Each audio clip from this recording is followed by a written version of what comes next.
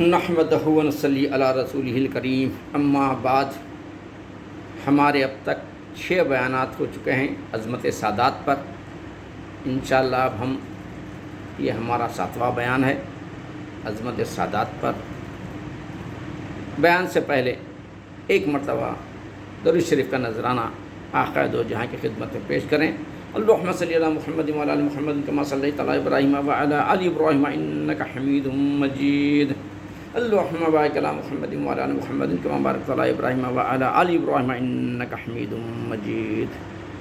دیکھیے، عظمت سادات کی ہم جتنی عزت کرے، احترام کرے، کم ہے۔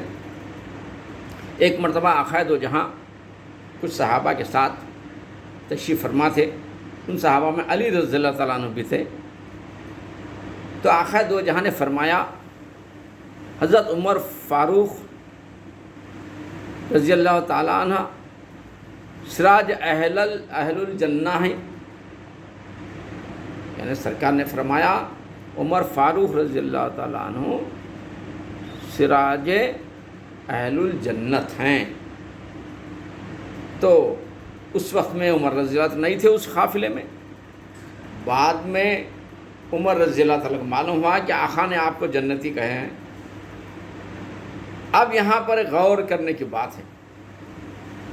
صحابہ کا وہ مقام ہوتا ہے کہ ان کے چپل کی دھول کے برابر بڑے سے بڑا ولی نہیں ہو سکتا۔ صحابہ کا وہ مقام ہے کہ ان کی چپل کے دھول کے برابر بڑے سے بڑا ولی نہیں ہو سکتا۔ تو کیا مقام ہوگا صحابہ کا، آپ ذرا غور کر کے دیکھیے۔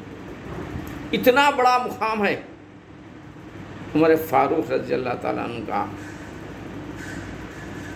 جب یہ بات سنیں تو وہ سیدھا علی رضی اللہ تعالیٰ عنہ کے پاس دوڑ کر آئے اور کہا، اے علی رضی اللہ تعالیٰ عنہ، میں نے سنا ہے کہ آقا نے مجھے سراج اہل جنت کہا ہے۔ تو علی رضی اللہ تعالیٰ نے فرمایا، ہاں وہ تو میں بھی تھا، میرے سامنے ہی آقا نے آپ کو کہہ دیا ہے۔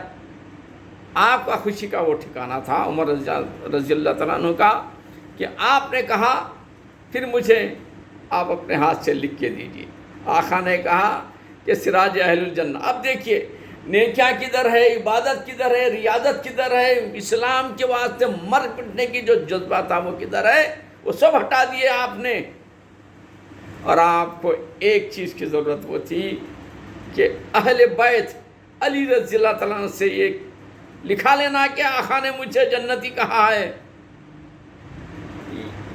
یہ سب سے آگے ہوا۔ اب سوچ کے دیکھیے عمر فاروق کا کیا مقام ہے، کیا مقام تھا۔ لیکن وہ اپنے مقام کو نہیں دیکھ رہے ہیں، نیکیوں کو نہیں، کچھ نہیں، صرف اہل بیت سے صداقت مل جائے، ٹکڑا مل جائے، بس ہے۔ تو آپ علی رضی اللہ تعالیٰ نے وہ اپنے ہاتھ سے لکھ کر دیا، سراج اہل بیت آپ کو آقا نے کہا ہے، اور وہ لے کر خوشی خوشی اپنے گھر گئے۔ یا غور کرنے کی بات ہے، دیکھیے وہ ٹکڑا جو لکھ کر دیے تھے وہ لے کر خوشی خوشی اپنے گھر گئے اور اپنے اہل خانہ سے، اپنے بچوں سے کہا کہ جب بھی میرا انتقال ہو، جب مجھے دفنائیں تو میرے کفن کے ساتھ اس ٹکڑے کو رکھنا۔ فرمایا وہ کیا ہے؟ آپ نے فرمایا میں نے علی سے لکھا لیا ہے کہ میرے آقا نے مجھ کو سراج اہل جنت کہا۔ میرے بھائیوں، آج ہم دیکھتے ہیں تھوڑا بہت ہم نماز پڑھ لیے، وہ پڑھ لیا، ایسا سمجھتے ہیں کہ دوسروں کو حقیر سمجھتے ہیں، بہت پڑھ لیے، بہت کر لیے، سب سمجھتے ہیں ہم کو نماز پڑھنا ہے، قرآن پڑھنا ہے، بہت کچھ کرنا ہے۔ لیکن یہاں دیکھیے اتنے بڑے صحابی کا ذرا تو بھی فخر ہے؟ بالکل نہیں۔ سیدھا بھاگے اور لکھا لیا چٹھی پہ، بس یہ جڑ جائے، اہل بیت سے سند مل جائے تو بڑے پار ہو جائے، اتنے نے کیا کریں، اس پہ بھروسہ نہیں یا اس کو نظر میں نہیں رکھے۔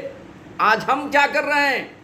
ذرا پڑھ لیتے، نہ اہل بیت کو تو پوچھے بھی نہیں دیکھتے۔ توبہ توبہ، ایسا ہرگز نہ کریں۔ نیکیاں کئی احادیث میں آتا ہے کہ ہم نے تمہارے نیکیوں کو تم آپ پر منہ پر مار دیں گے۔ نیکیاں کرو، نیکیاں نہیں کرنا نہیں ہے، بہت نیکیاں کرو، رات رات بھر نمازیں پڑھو، قرآن پڑھو، درود شریف پڑھو، لیکن اہل بیت کے سائے میں رہنے کی فکر کرو۔ دیکھو عمر فاروق رضی اللہ عنہ نے کس طرح علی رضی اللہ عنہ لکھا لیا چٹھی پر، اور وہ مرنے کے بعد کفن کے ساتھ رکھنے کا حکم دیا۔ تو یہ ہے اہل بیت کی محبت میرے بھائیوں۔ اللہ تعالیٰ آپ کو ہم کو اہل بیت سے محبت کی توفیق عطا فرمائے۔